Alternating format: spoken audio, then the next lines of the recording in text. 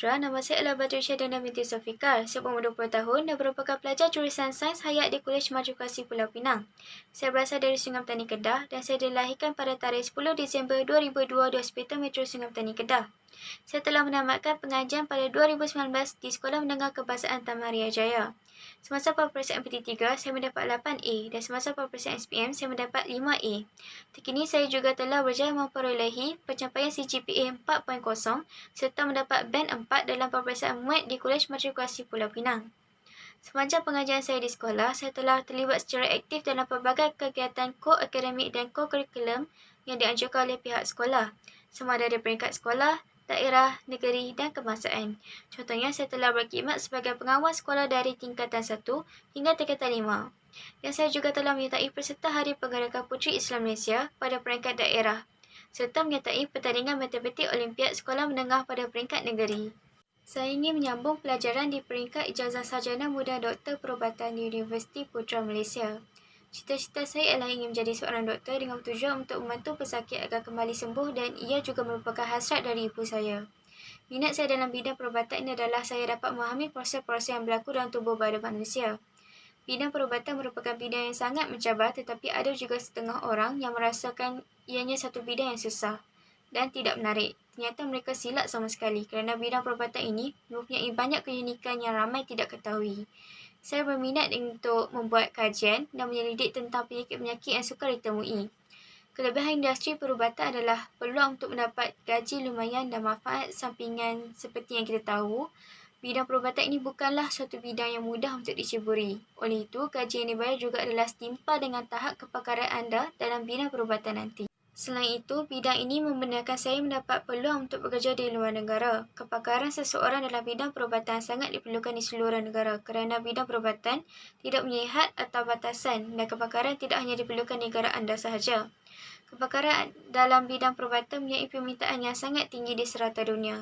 Bekerja di luar negara memberi peluang untuk saya meneroka dunia luar dan mengambil pengalaman baru di tempat asing. Untuk laluan kerjaya doktor seterusnya, setelah menamatkan pengajian selama 5 tahun dalam bidang perubatan, saya perlu berdaftar dengan Malaysian Medical Council MMC untuk mendapatkan sijil pendaftaran sementara. Kemudian saya perlu menjalankan latihan sebagai Housemanship Officer di hospital yang diiktiraf oleh Medical Qualifying Board. Setelah lulus Housemanship, saya perlu berdaftar dengan MMC untuk mendapatkan sijil kelayakan berkhidmat sebagai pegawai perubatan. Saya perlu berkhidmat selama minimum 3 tahun sebagai Medical Officer. Di hospital kerajaan barulah saya diiktiraf sebagai doktor perubatan yang bertauliah.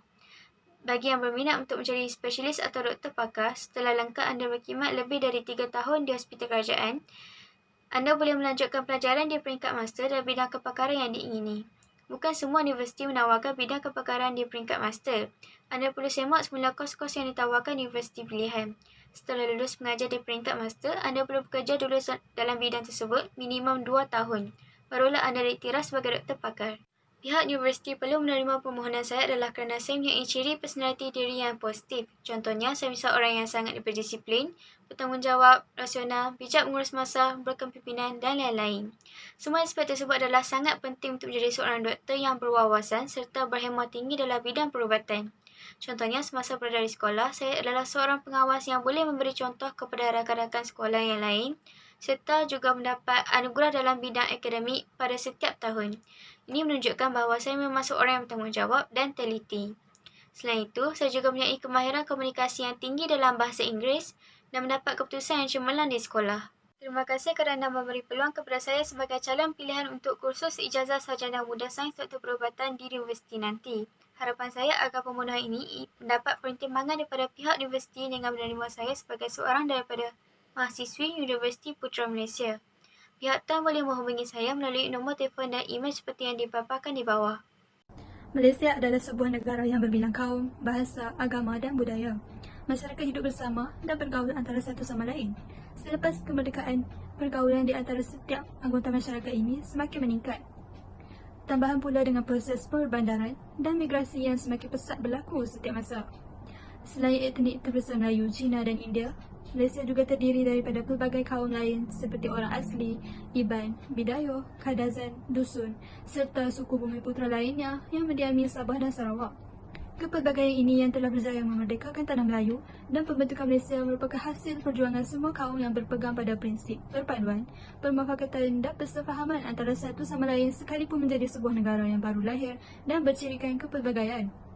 Namun, dalam mengharungi arus globalisasi serta menerajui dunia ketiga ini, perpaduan antar kaum semakin pudar dalam kalangan rakyat Malaysia.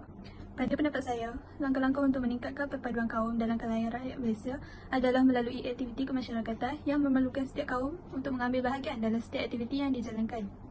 Cara ini dapat memupuk semangat kerjasama dan saling membantu antara satu sama lain dengan menghapuskan sikap mementingkan diri yang tertanam di dalam jiwa rakyat masyarakat kini.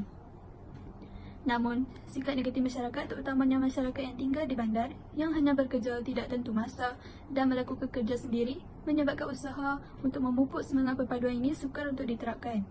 Aktiviti memperteguhkan jalinan kemesraan harus dijalankan seperti aktiviti gotong royong yang memerlukan sumbangan setiap pihak untuk menjayakan aktiviti tersebut supaya perpaduan secara maksimum dapat dilahirkan.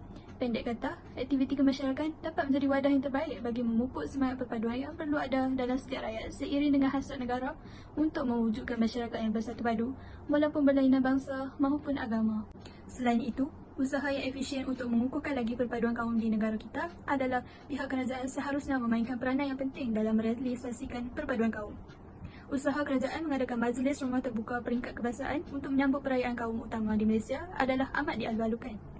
Menurut Perdana Menteri kita, konsep Satu Malaysia dapat dijayakan melalui majlis sebegini. Semasa kerajaan mengadakan majlis rumah terbuka, sarwa jagat negara kita yang terdiri daripada pelbagai kaum memberi komitmen yang tinggi. Mereka menghadirkan diri dan mengintimkan hubungan mereka dengan masyarakat yang mempunyai pelbagai kaum dan latar belakang. Interaksi antara kaum dalam majlis sebegini dapat memperkasakan hubungan antara kaum di Malaysia. Tuntasnya, kemajuan negara kita bergantung kepada perpaduan kaum seperti pepatah bersatu teguh, bercerai roboh.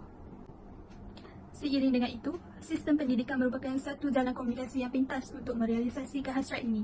Pengenalan satu sistem pendidikan yang sama oleh Kementerian Pendidikan Malaysia telah mewujudkan perpaduan kaum. Selain itu, sekolah wawasan yang menempatkan 3 jenis sekolah, yakni sekolah kebangsaan, sekolah jenis kebangsaan Cina dan sekolah jenis kebangsaan Tamil juga mempercepatkan proses perpaduan kaum. Sebagai contoh, aktiviti kumpulan yang dapat dijalankan dapat memperkasakan hubungan kaum di peringkat sekolah. Selain itu, penggunaan bahasa Malaysia, iaitu bahasa rasmi negara kita sebagai bahasa perantaraan di sekolah-sekolah kebangsaan, turut membolehkan pelbagai kaum berinteraksi antara satu sama lain seperti slogan Bahasa Jiwa Bangsa. Kesimpulannya, memang tidak boleh kita nafikan bahawa sistem pendidikan negara kita menjadi pemangkin dalam proses memperkasakan hubungan sesama kaum. Sebagai intihannya, dapat disimpulkan bahawa keamanan dan kemakmuran sebuah negara perlulah bergantung kepada perpaduan kaum di Malaysia. Pelbagai pihak harus bergerak sederak seia sekata dalam iktizam mencapai hasrat keharmonian dan perpaduan negara. Bak kata pepatah, bulat air kerana pembentung, bulat manusia kerana muafakat. Perpaduan kaum merupakan sesuatu misi yang amat penting agar Malaysia dapat mengorak langkah menuju ke arah pembentukan negara bangsa dan menjadi sebuah negara yang mampu berdiri sama tinggi, duduk sama rendah dengan negara-negara maju yang lain. Rakyat adalah aset negara yang paling bernilai dalam pembinaan negara yang berbina kaum. Sekian sahaja daripada saya. Terima kasih.